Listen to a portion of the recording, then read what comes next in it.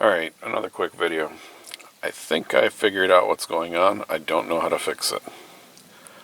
The last person I talked to on the phone suggested to take and wire the speaker inputs to the RCA jacks.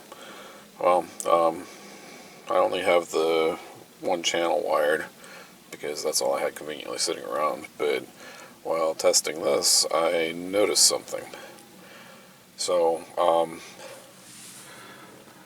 the head unit right now is, well, everything's turned off, but I took and balanced it all the way to the rear since I'm taking the signal from the rear speakers. And when I turn the power on,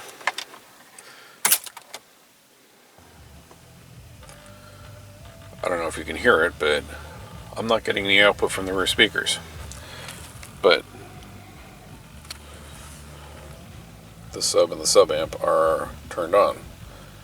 And if I take and unplug the connection, suddenly my rear speakers are playing.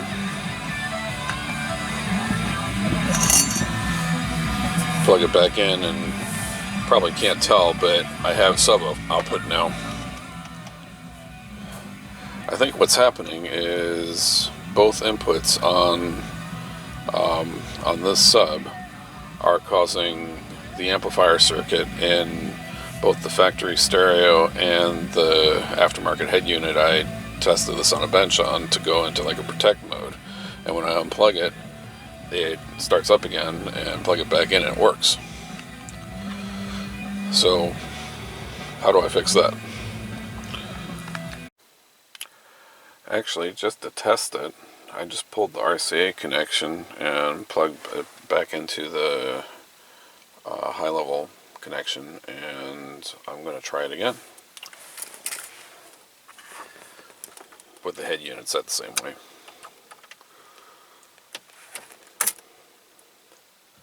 So, power on. Factory subs are playing, but the rear speakers aren't playing. Now, let me pull this.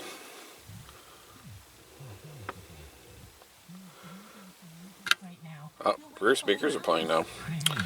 Reconnect.